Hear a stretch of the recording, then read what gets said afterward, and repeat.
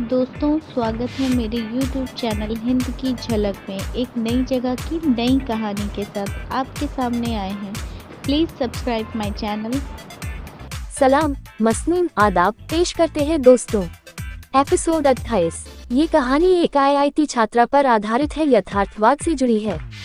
Story नाम, क्या गलती थी प्रभा की। प्रभा घर के बाहर बैठी थी, दरवाजा पर सड़ी के पल्लू से आधा मुंह ढके हुए थी, मानो आते जाते राहगीर से अपना मुंह छुपा रही हो, कोई पहचान न ले। वह अपने मायके पूरे 5 साल बाद लौटी थी, घर के बाहर बैठी हुई थी। सूरज ढलने को था, सारे चरिंद परिंद अपने अपने घर की तरफ लौट रहे थे। मजदूर मजदूरी करके वापस आ गए, बाजार से सामान लेके वापस आ गए। दिन ढल चुका था, काफी अंधेरा सा हो गया था। घर में कोई नहीं था, न ही डिबिया में तेल था जो दिया बाती कर दी जाती। अब पड़ोस के मांगने भी कोई जाए, काफी रात तक बैठी रही बाहर देहरी पर। फिर अंधेरा बढ़ने लगा, तब उठ के अंदर आए और आंगन में खड़ी खाट बिछा के लेट गई। पूरा घर काटने को दौड़ रहा था। सन्नाटा में कुछ बहुत राहगीरों के चलने की आवाज आ रही थी। इतने में आहट सुनाई दी। प्रभा बिना सिर उठाए पहचान गई कि आओ बैठो। रज्जो रज्जो पड़ोस की प्रभा की सखी थी। रज्जो जैसे ही बैठी रोने लगी, ये प्रभा क्या हुआ तुझको, कितनी दुबली हो गई तू, तेरी ससुराल में क्या खाना नहीं मिलता था, तू तो बड़े घर में थी, वो लोग तो देसी घी का खाना बनाते होंगे। प्रभा रोती रही, रोते हुए स्वर में बोली कि रज्जो मत पूछ ससुराल का हाल। इतने में प्रभा को चक्कर सा आ गया। रज्जो क्या तेरी तबीयत ठीक नहीं है, क्या हुआ। प्रभा, नहीं मैं बस कमजोर हूँ, 3 महीने से कुछ खाया नहीं, इसलिए बहुत कमजोर हो गई हूँ। रज्जो सुना था तुझे बेटा भी हुआ था, कहाँ है तेरा बेटा, मैं मौसी बन गई हूँ खुशी से। प्रभा, रज्जो वो मुझे नहीं पता कहाँ है। प्रभा पहले तो खूब रोई, फिर बताना शुरू किया कि वह तो नाम की ससुराल थी। बात उन दिनों की है जब प्रभा ने कॉलेज में दाखिला लिया। शुरू में तो सब ठीक था, मगर कुछ दिन बाद बादल से दोस्ती हो गई थी। बादल यूनिवर्सिटी में उसका सीनियर था। प्रभा एक मध्यम वर्ग की अल्पसंख्यक थी, उसको पढ़ने का बहुत शौक था। वह जिद करके पढ़ने गई थी। घर पर माँ, बाबूजी और 2 भाई थे, दोनों प्रभा से बड़े थे। छोटी बहन को पढ़ाना नहीं चाहते थे, परंतु अत्यंत जिद करने के बाद मां ने गल्ला बेच के बीटेक में दाखिला पास के कॉलेज में करवा दिया। 1 साल गुजरने के बाद उसको यूनिवर्सिटी में भेजा गया ट्रेनिंग के लिए, वही उसको बादल मिला।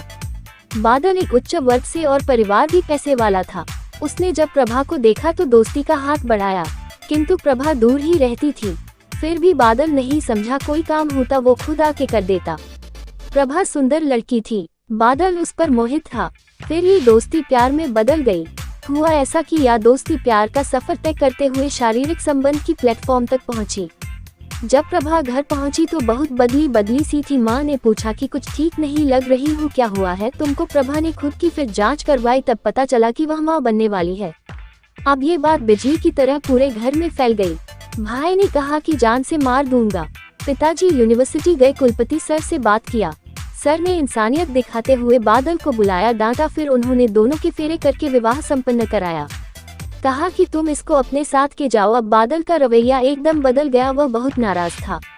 प्रभा, तुम मुझे बताती, मैं कोई मेडिकल स्टोर से दवा ले आता, खा लेती, कौन सा मौत आ जाती तुमको। अब क्या करूं। बादल फिर कुछ दिन के उसको अपने साथ एक रूम पर रखा। फिर बादल के परिवार को भी सारी बात मालूम हो गई। बादल के पिता ने प्रभा के पूरे परिवार को ललकारना शुरू कर दिया। एक दिन पूरे गांव के सामने खूब बेइज्जती की। प्रभा के घर को आग लगा दिया, उसके मायके को बर्बाद कर दिया।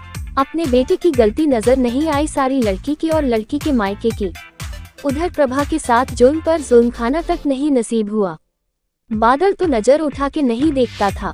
वह दुनिया जब वह नाजायज थी तो उसको प्यार करता था, और जायज हो गई तो नफरत। ये कैसी इंसानियत है, ये कैसा समाज है। कॉलेज टाइम दिल बहलाने के लिए हीरा थी, और जब विवाह हो गया तो वह कोयला बन गई। जाति, धर्म, वर्ग सब मायने रखने लगा। धीरे धीरे प्रभा को एक बेटा हुआ, जिसे बादल के घर वालों ने दिखाया तक नहीं, पता नहीं कौन से अनाथ आश्रम भेज दिया था। फिर प्रभा को बहाने से घर से दूर एक कोठरी में रहने की कहा। बादल ने दूसरा विवाह कर लिया, जो उनके वर्ग की लड़की थी। घर पर सारे संस्कारों के साथ विवाह संपन्न किया गया था। घर वाले बहुत खुश थे, मानो कुछ हुआ ही न हो। बादल ने साफ कह दिया था प्रभा से कि मैं तुमसे प्यार नहीं करता था, सिर्फ टाइम पास थी। तुम्हारी इस हरकत के बाद के नफरत ही करता हूँ। तुम इस कोठरी में सारी उम्र रहोगी, तब भी मैं तुमसे नफरत ही करूँगा। अब प्रभा का पास कोई रास्ता नहीं था। वह ऐसे चौराहे पर खड़ी थी जहां से बर्बादी ही नजर आ रही थी। बस एक सवाल था कि मैं क्या कोई वस्तु थी। प्रभा अपने मायके नहीं आई, वही रहती थी। उस कोठरी में एक वक्त की रोटी नौकर दे जाया करता था। कभी कभी साबुन सोडा मिल जाता या फिर नदी पर जाके स्नान कर लेती थी। बादल को दूसरी पत्नी से 4 साल बाद बेटा हुआ। उसकी खुशी में पूरा घर सजा और खूब जश्न मनाए। पूरे परिवार ने साबित कर दिया कि निर्दयता की कोई सीमा नहीं होती है। अब प्रभा का वह रुकना सिर्फ जी जलना जैसा था। इसलिए प्रभा अपने मायके पूरे 5 साल बाद दुख के साथ वापस आई। सब बर्बाद हो चुका था। कॉलेज, पढ़ाई, जिंदगी, मान सम्मान, परिवार, कुछ नहीं बचा था। मायके के बारे में रज्जो ने बताया कि जब बादल के परिवार ने यहाँ आके काका की बेइज्जती की थी, उसके दूसरे दिन की दोनों भाई ने बिना किसी को कुछ बताए ये गांव ही छोड़ के जाने कहाँ चले गए। 4 साल हो रहे हैं, कोई अता पता नहीं है। काका काकी ने समाज परिवार को बातें सुनते सुनते थक गए। एक दिन आक्रोश में आके सल्फास की गोली खा लिया। दोनों स्वर्गवासी हो गए थे। इतना कह के रज्जो जाने लगी। बोली कि प्रभा अभी मैं तेरा भोजन भेजवा दूंगी, खा के सो जा, सुबह दोनों लोग मिलके घर को साफ करेंगे। सुबह होते ही रज्जो दौड़ी दौड़ी आई। क्या देख कि प्रभा उसी खाट पर लेटी है। रोटी भी वैसे ही करीब थी। जब वह पास आए, हाथ लगाया तो प्रभा इस दुनिया से जा चुकती थी। समाज क्या होता है, जात पात क्या होती है, ऊंच नीच, दुनिया भर की बातें एक लड़की कितना सहन कर सकती है। आखिरकार जब अपना मायका बिखरा हुआ देखा तो लास्ट में उसने भी आत्महत्या का सहारा लिया और कामयाब भी हुई। ये है असल जिंदगी का समाज और उसके ठेकेदार। क्या गलती थी प्रभा की। धन्यवाद पूरी स्टोरी सुनने के लिए दोस्तों। लेखिका इफ़त फातिमा द्वारा लिखित कैसी लगी कमेंट बॉक्स में अवश्य बताएं। जय हिंद।